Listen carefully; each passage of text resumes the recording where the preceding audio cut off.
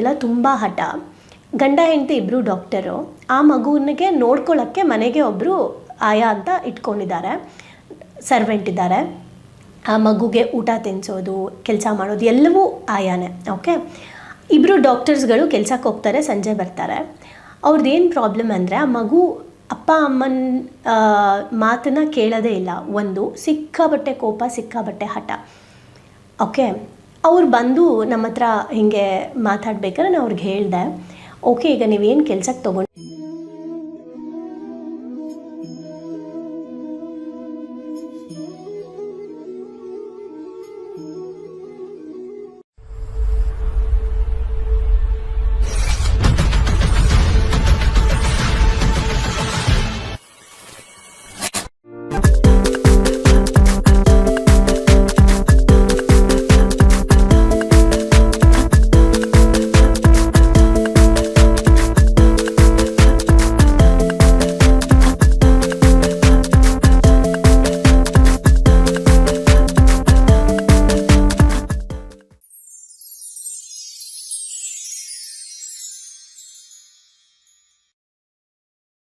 ನಮಸ್ತೆ.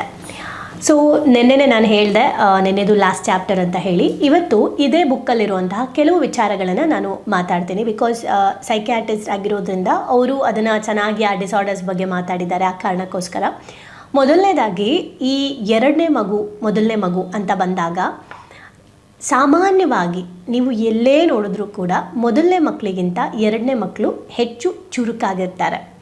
ಮೊದಲನೇ ಮಕ್ಕಳಿಗಿಂತ ಎರಡನೇ ಮಕ್ಕಳು ತುಂಬ ಆ್ಯಕ್ಟಿವ್ ಆಗಿರ್ತಾರೆ ಅವರ ಎಲ್ಲದರಲ್ಲೂ. ಅಂದರೆ ಕೆಲವೊಂದು ಟೈಮ್ ದೊಡ್ಡ ಮಗು ಚೆನ್ನಾಗಿ ಓದ್ತಾ ಇರುತ್ತೆ, ಬಟ್ ಎರಡನೇ ಮಗು ಆ್ಯಕ್ಟಿವಿಟಿ ತುಂಬ ಚೆನ್ನಾಗಿ ಡೆವಲಪ್ ಆಗುತ್ತೆ. ಆ್ಯಂಡ್ ಬೇಗ ಲೈಫಲ್ಲಿ ಸೆಟಲ್ ಆಗೋದು, ವಿಭಿನ್ನವಾಗಿ ಯೋಚನೆ ಮಾಡೋದು, ಕ್ರಿಯೇಟಿವಿಟಿ ಮೈಂಡೆಲ್ಲ ಆದಷ್ಟು ಎರಡನೇ ಮಕ್ಕಳಲ್ಲಿ ಇರುತ್ತೆ ಅಂತ ಹೇಳ್ತಾರೆ. ರಿಸರ್ಚ್ ಹೇಳ್ತಾ ಇರೋದು ಸಿಬ್ಲಿಂಗ್ ರಿವಲರಿ ಡಿಸಾರ್ಡರ್ ಅಂತ ಹೇಳಿ ಕರೀತಾರೆ. ಅಂದರೆ ಎರಡು ಮಕ್ಕಳು ಆದಾಗ ಮೊದಲನೇ ಮಗುವಿಗೆ ತಂದೆ ತಾಯಿ ಇಬ್ಬರೂ ಕೂಡ ಸೇಮ್ ಒಂದೇ ಥರದ ಪ್ರೀತಿ ತೋರಿಸಿದ್ರೂ ಸಹ ಮೊದಲನೇ ಮಗುವಿನ ಸಬ್ಕಾನ್ಷಿಯಸಲ್ಲಿ ಸಾಕಷ್ಟು ವಿಚಾರಗಳು ಕೂರ್ತಾ ಬರುತ್ತೆ. ಫಾರ್ ಎಕ್ಸಾಂಪಲ್, ಪೂರ್ತಿಯಾದ ಅಟೆನ್ಷನ್ ಮೊದಲನೇ ಮಗು ಮೇಲೆ ಕೊಡ್ತಾ ಇರ್ತೀವಿ. ಎರಡನೇ ಮಗು ಆದ ತಕ್ಷಣ ಅದು ಸ್ವಲ್ಪನಾದರೂ ಡೈವರ್ಟ್ ಆಗುತ್ತೆ. ಡೈವರ್ಟ್ ಬರೀ ಸ್ವಲ್ಪ ಅಲ್ಲ, ಆ್ಯಕ್ಚುಲಿ ಪೂರ್ತಿಯಾಗಿ ಆಗುತ್ತೆ ಅಲ್ವಾ? ಸೊ ಆಗ ಮೊದಲನೇ ಮಗುಗೆ ಅನ್ಸೋಕ್ಕೆ ಸ್ಟಾರ್ಟ್ ಆಗುತ್ತೆ, ಯಾರೋ ನನ್ನ ಸ್ಪೇಸನ್ನು ತೊಗೊಳ್ತಾ ಇದ್ದಾರೆ, ನಮ್ಮಪ್ಪ ಅಮ್ಮ ನನಗೆ ಮುಂಚೆ ತೊಗೊಳ್ತಾ ಇರೋ ಕಾಳಜಿ ಇವಾಗ ತೊಗೋತಾ ಇಲ್ಲ ಅಂತ. ಸೊ ಮಗುಗೆ ಲವ್ ಕಡಿಮೆ ಆಯಿತು ಅನ್ನೋದು ಕೂತ್ಕೊಳ್ತಾ ಬರುತ್ತೆ. ಓಕೆ, ಇದು ಹೇಗೆ ಮುಂದೆ ದೊಡ್ಡದು ಪ್ರಾಬ್ಲಮ್ ಕ್ರಿಯೇಟ್ ಮಾಡಬಹುದು ಅಂದಾಗ, ಅವರು ಕೂಡ ಜಾಸ್ತಿ ಪ್ರೀತಿಯನ್ನು ಕೊಡೋ ಲೆವೆಲ್ಗೆ ಇರೋದಿಲ್ಲ. ಅಂದರೆ ಲೈಕ್ ನಾನಾಯಿತು, ನನ್ನ ಲೈಫ್ ಆಯಿತು, ಆ ಥರ ಬೆಳೆದ್ಬಿಡ್ತಾರೆ. ಮತ್ತು ನಾನಾಯಿತು, ನನ್ನ ಕೆರಿಯರ್ ಆಯಿತು ಅಂತ ಸ್ವಲ್ಪ ಜಾಸ್ತಿ ಸ್ವಾರ್ಥ ಕ್ರಿಯೇಟ್ ಆಗುತ್ತೆ ದೊಡ್ಡ ಮಕ್ಕಳಿಗೆ.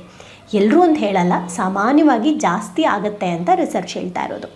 ಅದೇ ಥರ ಎರಡು ಮಕ್ಕಳುಗಳನ್ನು ನಾವೇನು ಮಾಡ್ತೀವಿ, ಕಂಪೇರ್ ಮಾಡೋಕ್ಕೆ ಸ್ಟಾರ್ಟ್ ಮಾಡ್ತೀವಿ. ನಮಗೆ ಗೊತ್ತಿಲ್ಲದೆ ಕಂಪ್ಯಾರಿಸನ್ ಸ್ಟಾರ್ಟ್ ಆಗಿಬಿಡುತ್ತೆ.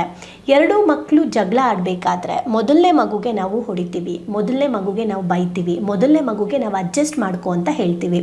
ಈ ನೇಚರು ಮಕ್ಕಳಲ್ಲಿ, ಓ ನಾನು ಬರೀ ಅಡ್ಜಸ್ಟ್ ಮಾಡ್ಕೊಬೇಕು, ನಾನು ಬರೀ ಕೇಳಿಸ್ಕೋಬೇಕು ಅನ್ನೋದು ಕೂತ್ಕೊಳ್ಳುತ್ತೆ. ಚಿಕ್ಕವನ್ನ ಅಥವಾ ಚಿಕ್ಕವಳನ್ನ ದೊಡ್ಡವ್ರಿಗೆ ಜವಾಬ್ದಾರಿ ಕೊಟ್ಬಿಡ್ತೀವಿ, ನೀನು ನೋಡ್ಕೋ ಅಂತ.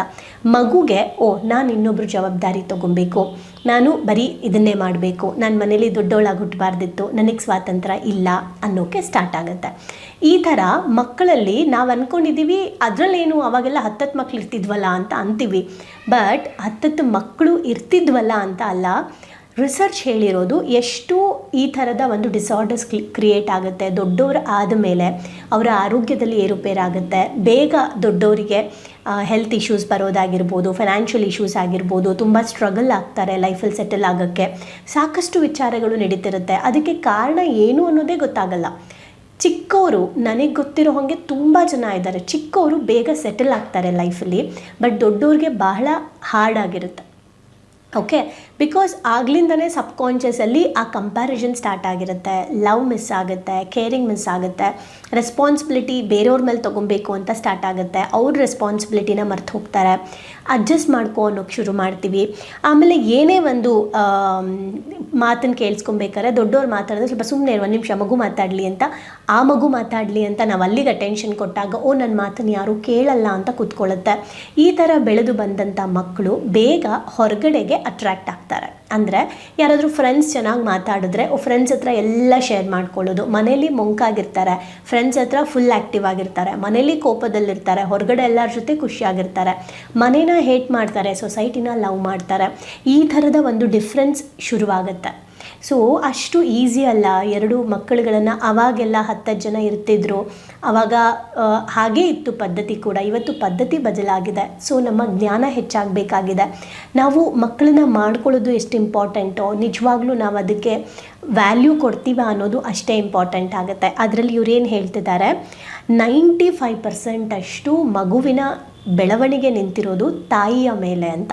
ಓಕೆ, ಸೊ ತಂದೆಗಿಂತ ತಾಯಿ ಎಫರ್ಟ್ ಜಾಸ್ತಿ ಇರುತ್ತೆ ಮಕ್ಕಳನ್ನ ಬೆಳೆಸೋದ್ರಲ್ಲಿ. ಮಕ್ಕಳ ಸಬ್ಕಾನ್ಷಿಯಸ್ ಬೇಗ ಕನೆಕ್ಟ್ ಆಗೋದು ತಾಯಿ ಜೊತೆಗೆ. ಹಾಗಾಗಿ ತಾಯಿ ಹೇಗೆ ನಿಭಾಯಿಸ್ತಾರೆ, ಜಗಳನ ಹೇಗೆ ನಿಭಾಯಿಸ್ತಾರೆ, ಯಾವ ರೀತಿ ಮಾಡಲ್ಲ, ಹಾಗೆ ತಾಯಿ ಎಷ್ಟು ಸಮಯ ಕೊಡ್ತಾಳೆ, ಇದ್ರ ಮೇಲೆ ಮಗುವಿನ ಮಾನಸಿಕ ಮತ್ತು ಭಾವನಾತ್ಮಕ ಆರೋಗ್ಯ ನಿಂತಿರುತ್ತೆ. ಸೊ ನಾವು ಅಂದ್ಕೊಳ್ತೀವಿ ಲೈಕ್ ನಾನು ಇದಕ್ಕೆ ಸಂಬಂಧಪಟ್ಟಂಗೆ ಒಂದು ಮಗು ಆಯಿತಾ, LKG ಮಗು. ಆ ಮಗುಗೆ ಬರೆಯೋಕ್ಕೆ ಬರ್ತಾಯಿಲ್ಲ, ಓದೋಕ್ಕೆ ಬರ್ತಿಲ್ಲ, ತುಂಬ ಹಠ. ಗಂಡ ಹೆಂಡತಿ ಇಬ್ಬರು ಡಾಕ್ಟರು. ಆ ಮಗುವಿಗೆ ನೋಡ್ಕೊಳ್ಳೋಕ್ಕೆ ಮನೆಗೆ ಒಬ್ಬರು ಆಯಾ ಅಂತ ಇಟ್ಕೊಂಡಿದ್ದಾರೆ, ಸರ್ವೆಂಟ್ ಇದ್ದಾರೆ. ಆ ಮಗುಗೆ ಊಟ ತಿನ್ನಿಸೋದು, ಕೆಲಸ ಮಾಡೋದು ಎಲ್ಲವೂ ಆಯಾನೇ. ಓಕೆ, ಇಬ್ಬರು ಡಾಕ್ಟರ್ಸ್ಗಳು ಕೆಲಸಕ್ಕೆ ಹೋಗ್ತಾರೆ, ಸಂಜೆ ಬರ್ತಾರೆ. ಅವ್ರದ್ದೇನು ಪ್ರಾಬ್ಲಮ್ ಅಂದರೆ ಆ ಮಗು ಅಪ್ಪ ಅಮ್ಮನ ಮಾತನ್ನು ಕೇಳೋದೇ ಇಲ್ಲ. ಒಂದು ಸಿಕ್ಕಾಬಟ್ಟೆ ಕೋಪ, ಸಿಕ್ಕಾಬಟ್ಟೆ ಹಠ. ಓಕೆ, ಅವ್ರು ಬಂದು ನಮ್ಮ ಹತ್ರ ಹೀಗೆ ಮಾತಾಡ್ಬೇಕಾದ್ರೆ ನಾನು ಅವ್ರಿಗೆ ಹೇಳಿದೆ, ಓಕೆ ಈಗ ನೀವೇನು ಕೆಲ್ಸಕ್ಕೆ ತೊಗೊಂಡಿದ್ದಾರಲ್ಲ ಅವರ ನೇಚರ್ ಹೇಗಿದೆ, ಅವ್ರ ಬ್ಯಾಕ್ಗ್ರೌಂಡ್ ಏನು ಚೆಕ್ ಮಾಡಿದ್ದೀರಾ, ಅವರ ಬಿಹೇವಿಯರ್ ಏನು ಚೆಕ್ ಮಾಡಿದ್ದೀರಾ ಅಂದಾಗ ಅವರು ಇಲ್ಲ ಅಷ್ಟು ಅಬ್ಸರ್ವ್ ಮಾಡಿಲ್ಲ, ಚೆನ್ನಾಗಿ ನೋಡ್ಕೊಳ್ತಾರೆ ಅಂತ. ಬಟ್ ಆಮೇಲೆ ಅವರು ಅಬ್ಸರ್ವ್ ಮಾಡಿ ಅವ್ರ ಫ್ಯಾಮಿಲಿ ಬಗ್ಗೆ ಎಲ್ಲ ತಿಳ್ಕೊಳ್ತಾ ಗೊತ್ತಾಗಿದೆ ಆ ಕೆಲಸದಲ್ಲಿ ಯಾರು ನೋಡ್ಕೊಳ್ತಿದ್ದಾರೆ ಅವ್ರಿಗೆ ತುಂಬ ಕೋಪ, ತುಂಬ ಹಠ. ಇವ್ರು ಇಲ್ಲದೆ ಇದ್ದಾಗ ಫೋನಲ್ಲಿ ಅವ್ರ ಮನೆಗಳ ಜೊತೆ ಮಾತಾಡೋದು, ಕೆಟ್ಟದಾಗಿ ಮಾತಾಡೋದು, ಆಮೇಲೆ ಕೋಪ ಮಾಡ್ಕೊಳ್ಳೋದು, ಹಠ ಮಾಡೋದು, ಈ ಮಗು ಮುಂದೆ ಅಳೋದು ಎಲ್ಲ ಮಾಡಿದ್ದಾರೆ. ಈ ಮಗು ಜಾಸ್ತಿ ಸಮಯ ಇವ್ರ ಜೊತೆ ಕಳೆಯೋದ್ರಿಂದ ಇವರೆಲ್ಲ ನೇಚರ್ನ ಅದು ಸಬ್ಕಾನ್ಷಿಯಸ್ಗೆ ಫೀಡ್ ಮಾಡ್ಕೊಳ್ತಾ ಬಂದಿದೆ. ಈ ಥರದ ಇಶ್ಯೂಗಳಾಗಿದೆ. ಓಕೆ, ಅವರು ಇವಾಗ ಸೆಕೆಂಡ್ ಕ್ಯಾರಿನೂ ಇದ್ದಾರೆ. ಬಟ್ ಈಗ ಅವ್ರು ಥಿಂಕ್ ಮಾಡ್ತಾಯಿದ್ರು, ಈಗ ಸೆಕೆಂಡ್ ಮಗುನು ನಾನು ಹೇಗೆ ನೋಡ್ಕೋಬೇಕು ಅಂದಾಗ ನೀವು ಅಬ್ಸರ್ವ್ ಮಾಡಿ ತುಂಬ ಜನ ಮನೆಗಳಲ್ಲಿ ಅದಕ್ಕೆ ಹೆಣ್ಮಕ್ಳು ಕೆಲಸಕ್ಕೆ ಹೋಗ್ತಾ ಇರೋರು ಬ್ರೇಕ್ ತೊಗೊಂಡ್ಬಿಡ್ತಾರೆ. ಅಂದರೆ ಪೂರ್ತಿ ಮಕ್ಕಳ ಬೆಳವಣಿಗೆಗೆ ಅಂತ. ನಾವು ಅಂದ್ಕೊಳ್ತೀವಿ 2 ವರ್ಷ ಅವ್ರಿಗೇನು ಬೇಕೋ ಅದನ್ನು ಚೆನ್ನಾಗಿ ನೋಡಿಕೊಂಡು ಆಮೇಲೆ ಯಾರೋ ಆಯಾ ನೋಡ್ಕೊಳ್ತಾರೆ ಅಥವಾ ಅಜ್ಜಿ ನೋಡ್ಕೊಳ್ತಾರೆ, ಮನೇಲಿ ಯಾರೋ ನೋಡ್ಕೊಳ್ತಾರೆ ಅಂತ. ಬಟ್ ಅದು ಖಂಡಿತ ಅಲ್ಲ. ಇವತ್ತು ಎಷ್ಟೋ ಜನ ಸಕ್ಸಸ್ಫುಲ್ ವ್ಯಕ್ತಿಗಳು, ಸಕ್ಸಸ್ ಆಗಿರುವಂಥ ಎಷ್ಟೋ ಮಹಿಳೆಯರು, ನನಗೆ ಗೊತ್ತಿರೋ ಹಾಗೆ ರಾಧಿಕಾ ಪಂಡಿತ್ ಆಗಿರ್ಬೋದು, ಸಿನಿಮಾ ಇಂಡಸ್ಟ್ರಿನ ಕ್ವಿಟ್ ಮಾಡಿದ್ರು ಆ ಮಕ್ಕಳನ್ನ ಬೆಳೆಸಬೇಕು ಅಂತ. ಸುಮಾರು ಜನ ಅವರ ಪ್ರೊಫೆಷನ್ಸ್ಗಳನ್ನು ಎಷ್ಟೊಂದು ಹೆಸರು ಮಾಡಿದರೂ ಸಹ ಅದನ್ನು ಬಿಟ್ಟಿದ್ದಾರೆ. ಡಾಕ್ಟರ್ ರಾಜ್ಕುಮಾರ್ ಅವ್ರ ಫ್ಯಾಮಿಲಿಯಲ್ಲಿ ಪಾರ್ವತಮ್ಮ ಅವರು ಪೂರ್ತಿಯಾಗಿ ಮಕ್ಕಳ ಜವಾಬ್ದಾರಿಗಳು. ಈ ರೀತಿ ತಾಯಿ ಕಂಪ್ಲೀಟ್ಲಿ ಅವರ ಎಷ್ಟೇ ಟ್ಯಾಲೆಂಟ್ ಇದ್ರೂ ಮಕ್ಕಳಿಗೆ ಫುಲ್ಲು ಅದನ್ನು ದಾರೆ ಎರಿತಾರೆ. ಆ ಥರ ನಮಗೆ ಸಮಯ ಕೊಡೋಕ್ಕೆ ಆಗುತ್ತೆ ಅಂದಾಗ ಖಂಡಿತ ನಾವು ಮಾಡ್ಕೋಬೋದು. ಇಲ್ಲ ಅಂತ ಅಂದರೆ ಮಕ್ಕಳ ಸಬ್ಕಾನ್ಷಿಯಸಲ್ಲಿ ಲೈಕ್ 2 ಮಗು, ಮೊದಲನೇ ಮಗು ಅಂತ ಆದಾಗ ಸಿಬ್ಲಿಂಗ್ ರಿವೆಲರಿ ಡಿಸಾರ್ಡರ್ಸ್ಗಳು ಬರೋಕ್ಕೆ ಸ್ಟಾರ್ಟ್ ಆಗುತ್ತೆ. ತನ್ನದೇ ವಯಸ್ಸಿನ, ತನ್ನದೇ ಊರಿನ ಅಥವಾ ಹತ್ತಿರದಲ್ಲೇ ಇರುವ ಮಗುವಿನ ಮೇಲೆ ಈ ಥರ ಒಂದು ಪ್ರಾಬ್ಲಮ್ ಕ್ರಿಯೇಟ್ ಆಗ್ಬೋದು. ಆಮೇಲೆ ನಾನೇ ಯಾಕೊಬ್ಬಳೇ ಸ್ಕೂಲಿಗೆ ಹೋಗಬೇಕು ಅನ್ಸಕ್ಕೆ ಸ್ಟಾರ್ಟ್ ಆಗ್ಬೋದು. ಅವಳಿಗೆ ಏನು ಸಿಕ್ತು ಅದು ನನಗೂ ಬೇಕು ಅನ್ನೋ ಹಠ ಸ್ವಭಾವ ಜಾಸ್ತಿ ಆಗುತ್ತೆ. ಮದುವೆ ಆದಮೇಲೂ ಸಹ ಇದೇ ಬಿಹೇವಿಯರ್ ಇರುತ್ತೆ. ಸ್ವಂತ ತಂಗಿ ಚೆನ್ನಾಗಿದ್ರೂ ಕೂಡ ಅದನ್ನು ಇಷ್ಟಪಡಲ್ಲ ಅಕ್ಕ ಆದವಳು. ತುಂಬ ಜನ ಹೇಳ್ತಾರೆ ಸ್ವಂತ ಅಕ್ಕ ತಂಗಿಗೆ ಕೆಟ್ಟದನ್ನು ಬಯಸ್ತಾರೆ ಅಂತ ಹೇಳ್ತಾರೆ. ಸುಮಾರು ಸ್ಟೋರೀಸ್ ನಾವು ನೋಡಿದ್ದೀವಿ. ಆ್ಯಂಡ್ ನಾನು ಕೇಳಿದ್ದೀನಿ, ಸ್ವಂತ ಅಕ್ಕನೇ ಮೇಡಮ್ ಬಟ್ ಹಿಂಗೆ ಪ್ರಾಬ್ಲಮ್ ಮಾಡ್ತಾರೆ ಅಂತ. ಯಾಕೆ ಅಂದರೆ ಸಬ್ಕಾನ್ಷಿಯಸಲ್ಲಿ ಹಂಗೆ ಕೂತ್ಕೊಂಡು ಬಂದಿರುತ್ತೆ. ಕೆಲವು ಮನೆಗಳಲ್ಲಿ ಬೇರೆ ಇರುತ್ತೆ, ತಾಯಿ ತಂದೆ ಬೇಗ ತೀರ್ಕೊಂಡ್ಬಿಡ್ತಾರೆ, ಅಕ್ಕನೇ ಅಮ್ಮ ಆಗಿಬಿಟ್ಟಿರ್ತಾರೆ. ಅಂಥ ಮನೆಗಳಲ್ಲಿ ಬಾಂಡಿಂಗ್ ಬೇರೆ ಥರ ಬೆಳೆದಿರುತ್ತೆ. ಆಯಿತಾ? ಸೊ ಇದು ಡಿಫ್ರೆನ್ಸ್ ಇರುತ್ತೆ ಒಂದಕ್ಕೊಂದು. ಬಟ್ ಸ್ಟಿಲ್ ಮೊದಲನೇ ಮಗು ಸಫರ್ ಆಗುವಷ್ಟು ಚಿಕ್ಕವರು ಸಫರ್ ಆಗಲ್ಲ. ಸೊ ದಟ್ ಅದಕ್ಕೆ ಸಿಬ್ಲಿಂಗ್ ರಿವಲ್ರಿ ಡಿಸಾರ್ಡರ್ ಅಂತ ಏನಿದೆ ಅದು ನಿಮ್ಮ ಮನೆಯಲ್ಲಿ 2 ಮಗು ಇದ್ದರೆ ಅಥವಾ ನೀವೇನಾದ್ರು ಸೆಕೆಂಡ್ ಕ್ಯಾರಿ ಮಾಡ್ಕೋಬೇಕು ಅಂತ ಇದ್ದರೆ ಇದ್ರ ಬಗ್ಗೆ ನಾಲೆಜ್ ತೊಗೊಳ್ಳಿ, ಅದನ್ನು ಬ್ಯಾಲೆನ್ಸ್ ಮಾಡಿ. ದಯವಿಟ್ಟು ಒಂದು ಏನಾದರೂ ಒಂದು ವಸ್ತುನ ಸೆಲೆಕ್ಟ್ ಮಾಡೋಕ್ಕೆ ಎಷ್ಟು ಸಲ ಯೋಚನೆ ಮಾಡ್ತೀವಿ ಅಲ್ವಾ, ಬಟ್ ಪ್ರಪಂಚಕ್ಕೆ ಒಂದು ಒಳ್ಳೆ ಒಂದು ಆತ್ಮವನ್ನು ನಾವು ಹೊರಗಡೆ ತರಬೇಕು ಅಂದರೆ ನಾವು ಫಸ್ಟ್ ಪ್ರಿಪೇರ್ ಆಗಬೇಕು. ಸೊ ದಟ್ ಇದ್ರ ಬಗ್ಗೆ ಥಿಂಕ್ ಮಾಡಿ. ಈ ಒಂದು ಆಲ್ರೆಡಿ ನಿಮ್ಗೆ 2 ಮಗು ಇದೆ ಅಂದರೆ ಮೊದಲನೇ ಮಗುನ 2 ಮಗುನ ಭಾಳ ಕೇರ್ಫುಲ್ಲಾಗಿ ಹ್ಯಾಂಡ್ಲ್ ಮಾಡಬೇಕು. ನಾನು ಇದನ್ನು ನನ್ನ ತಾಯಿಲಿ ಅಬ್ಸರ್ವ್ ಮಾಡಿದ್ದೀನಿ. ಅಂದರೆ ಬೈ ಮಿಸ್ಸಾಗಿ ಏನಾಗುತ್ತೆ, ಈಗ ನನ್ನ ಮಗು ಚಿಕ್ಕವನು, ನನ್ನ ಅಣ್ಣನ ಮಗಳು ದೊಡ್ಡವಳು, ಆಯಿತಾ. ಸೊ ನಮ್ಮ ಅಣ್ಣನ ಮಗಳನ್ನ ಪಾಪುನ ನೋಡ್ಕೊಳ್ತಾ ಇರು ಅಂತ ಹೇಳಿಬಿಟ್ಟು ಅಮ್ಮ ಅಡುಗೆ ಮನೆಗೆ ಹೋಗಿದ್ದಾರೆ, ನಾನು ವಾಶ್ರೂಮ್ಗೆ ಹೋಗಿದ್ದೀನಿ. ಜೋಕಾಲಿ ಮೇಲೆ ಮಲ್ಕೊಂಡಿದ್ದ ಮಗು ಒಂದು 6 ಮಂತ್ಸಲ್ಲಿ ಅನಿಸುತ್ತೆ ತೊಟ್ಲಿಂದ ಕೆಳಗಡೆ ಬಿದ್ದುಬಿಟ್ಟ ನನ್ನ ಮಗ. ನಾನು ಬಿದ್ದ ತಕ್ಷಣ ನನ್ನ ವಾಶ್ರೂಮಿಂದ ನಾನು ಓಡಿ ಬಂದೆ, ಅಮ್ಮನೂ ಓಡಿ ಬಂದರು. ಇಬ್ಬರು ಒಟ್ಟಿಗೆ ಬಂದ್ವಿ. ನಾನು ಮಗುನ ಎತ್ಕೊಂಡೆ, ಅಮ್ಮ ಎತ್ಕೊಳ್ಳೋಕೆ ಬಂದೆ. ಅಮ್ಮ ಅಲ್ಲಿ ನನ್ನ ಅಣ್ಣನ ಮಗಳಿಗೆ ಒಂದು ಪಟ್ ಅಂತ ಬೆನ್ನಿಗೆ ಕೊಟ್ಟು ನೋಡ್ಕೊಳಕ್ಕಾಗಲ್ವಾ ಅಂಥೇಳಿ ಮಗುನ ತೊಗೊಂಡೆಲ್ಲ ನೋಡಿದ್ರು. ಆ ಮಗು ಯಾರು ಅಂದರೆ ನನ್ನ ಅಣ್ಣನ ಮಗಳು. ಅವಳು ಒಂದು 10 ನಿಮಿಷ ಸೈಲೆಂಟಾಗಿ ಕೂತ್ಕೊಂಡ್ಳು, ಕಣ್ಣಲ್ಲಿ ನೀರು ತುಂಬಿಕೊಂಡಿದೆ, ಭಯ, ಆತಂಕ. ನಂಗೆ ಆ ಮುಖ ನೋಡಿದ ತಕ್ಷಣ ಒಂಥರ ಹೊಟ್ಟೆ ಎಲ್ಲ ಕಿವಿಸ್ದಂಗೆ ಆಯಿತು. ಅಂದರೆ ನನ್ನ ಮಗುನೇ ಬಿದ್ದಿರೋದು, ಬಟ್ ಸ್ಟಿಲ್ ಆ ಹುಡುಗಿದು ಏನು ತಪ್ಪಿದೆ? ಫಸ್ಟ್ ಆಫ್ ಆಲ್ ನಾನು ನೋಡ್ಕೋಬೇಕಿತ್ತು ಅಥವಾ ನಮ್ಮಮ್ಮ ಇರಬೇಕಿತ್ತು. ನಾವು ಅಂದರೆ ಒಂದು ಸ್ವಲ್ಪ ಮಕ್ಕಳು ದೊಡ್ಡವರಾಗ್ತಿದ್ದಂಗೆ ಹುಷಾರಾಗಿ ನೋಡ್ಕೊ ಅಂತ ಬಿಟ್ಟು ಹೋಗ್ಬಿಡ್ತೀವಿ. ಬಟ್ ಆ ಮಗುಗೂ ಕೂಡ ಪಾಪ ಅವಳು ಆಟ ಆಡಿಕೊಂಡು ಆ ಕಡೆ ಈ ಕಡೆ ನೋಡಿಲ್ಲ ಅವಳು ಅದನ್ನು. ಸೊ ಒಪ್ಕೊತೀನಿ, ನೋಡ್ಕೋಬೇಕಿತ್ತು, ಬಟ್ ಸ್ಟಿಲ್ ಅವಳು ಚಿಕ್ಕವಳೆ, ತುಂಬಾ ದೊಡ್ಡವಳಲ್ಲ. ಅಂದರೆ ಅವಳು ಅವಾಗ ಫಾರ್ ಎಕ್ಸಾಂಪಲ್ ಫಸ್ಟ್ ಸ್ಟ್ಯಾಂಡರ್ಡ್ ಏನೋ, ಈ ಫಸ್ಟ್ ಸ್ಟ್ಯಾಂಡರ್ಡ್ ಮಗುನ ನೋಡ್ಕೊ ಅಂತ ಅಂದರೆ ಅಲ್ವಾ.